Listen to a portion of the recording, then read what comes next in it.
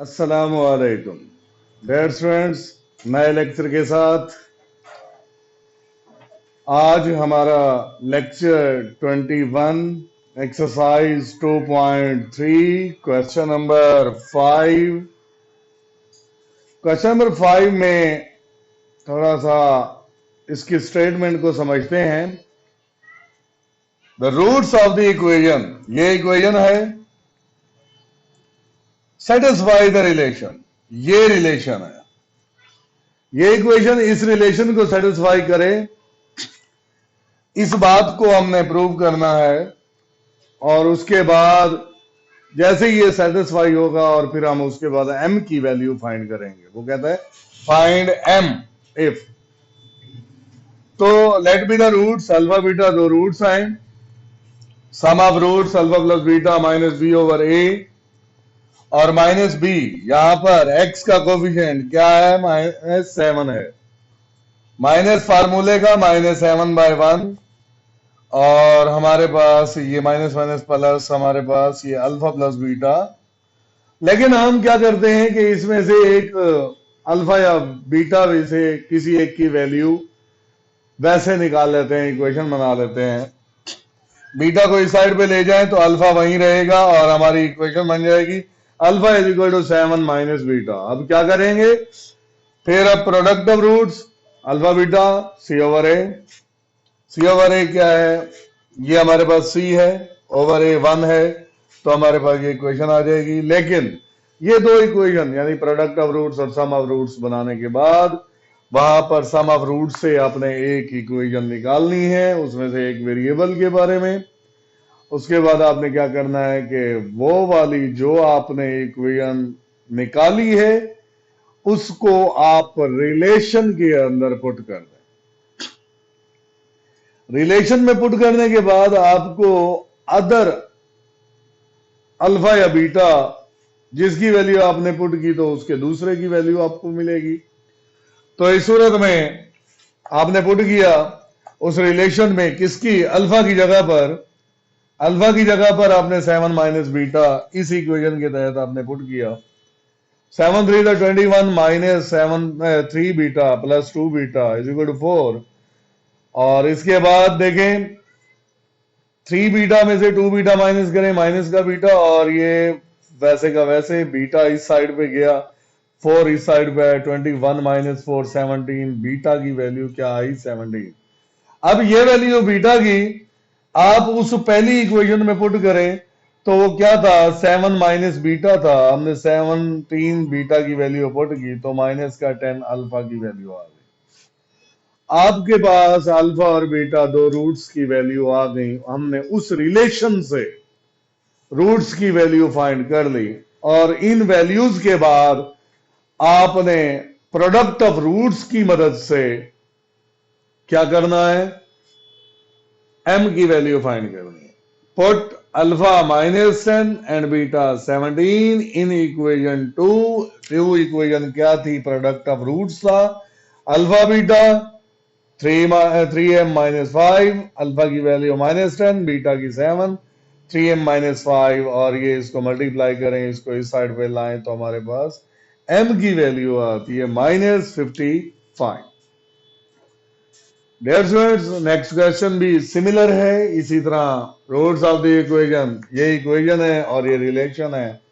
Late be the roots alpha beta, और हमने पहले क्या करना है, सम ऑफ रूट्स फाइंड करना है। सम ऑफ रूट्स फाइंड करने के साथ साथ हम इक्वेशन बनाते हैं, फिर प्रोडक्ट ऑफ रूट्स फाइंड करते हैं और दूसरी इक्वेशन बनाते हैं।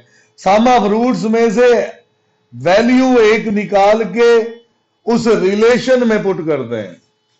रिलेशन के अंदर ये वहां पिछले सवाल में मैंने अल्फा की वैल्यू, इसमें मैंने अल्फा की वैल्यू निकाली थी और यहां पर अल्फा की जगह पुट किया था, लेकिन इस क्वेश्चन में मैंने बीटा की वैल्यू पहले निकाल ली और बीटा की वैल्यू निकालने के बाद अल्फा की निकालें या बीटा की निकालें, इससे कोई फर्क नहीं पड़ता, पहले आप कौन सी निकाल सकते हैं वो वाली वैल्यू आप जो है ना वो उस रिलेशन के अंदर बीटा की जगह पर आप पुट करें। पुट करने के बाद फिर पहले अल्फा की वैल्यू निकल आएगी, फिर जब अल्फा की वैल्यू निकल आए वो उस वन इक्वेशन में पुट करके आप बीटा की वैल्यू फाइंड कर लें। और जब ये बीटा की वैल्यू और अल्फा की वैल्यू फाइंड हो जाए तो फिर आपने क्या करना है, इन दोनों वैल्यूज को प्रोडक्ट ऑफ रूट्स के अंदर आपने पुट करना है और ये पुट करके आपने m की वैल्यू फाइंड करनी है। दैट्स व्हाट थर्ड पार्ट भी इसी तरीके से है। आपने क्या करना है, let be the roots alpha beta, sum of roots निकाल के फिर आपने उसमें से वैल्यू निकालनी है अल्फा की, वो आप इक्वेशन 1 बनाएं, फिर प्रोडक्ट ऑफ रूट्स निकालें, प्रोडक्ट ऑफ रूट्स निकालने के बाद फिर आप उसमें से आप पहली इक्वेशन को रिलेशन के अंदर पुट करके फिर बाद में उसी तरह प्रीवियस क्वेश्चन की तरह हल करेंगे। नेक्स्ट क्वेश्चन देखें बेटा, उसी क्वेश्चन का वो जो पार्ट है हमारे पास, alpha is equal to 2/3 minus beta in relation. उस रिलेशन के अंदर हमने किसकी वैल्यू, अल्फा की वैल्यू हमने पुट की है और अल्फा की वैल्यू पुट करने के बाद वही प्रीवियस तरीका, लेकिन आपने क्या करना है, इसके अंदर एलसीएम ले लेना है ताकि ये एलसीएम लेकर वो सबका बन जाए डिनोमिनेटर।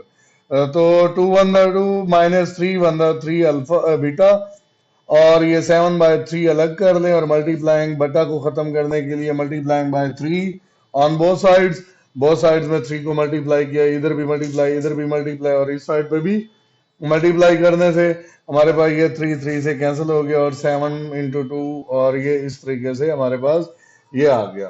और ये 30 को इस साइड पे लाएं तो प्लस का हो जाएगा, ये इस साइड पे गया माइनस का, और माइनस का 40/30 बीटा क्या बनेगा, -4/3।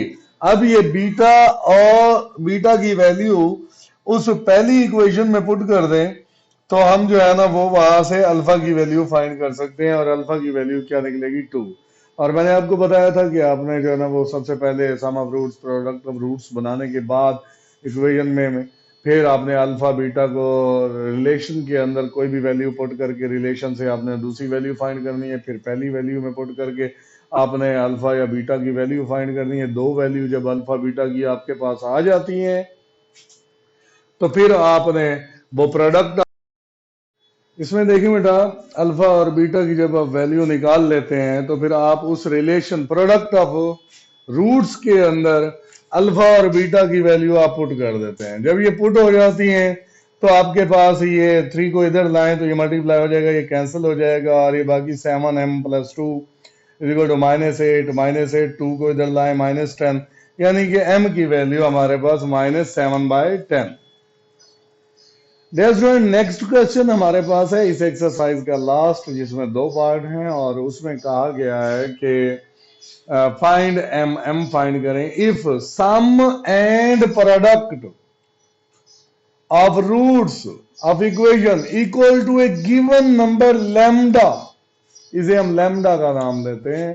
वो कहते हैं कि एक गिवन नंबर लैम्डा के इक्वल कर दिया जाए क्या, सम और प्रोडक्ट। निहायत आसान क्वेश्चन है।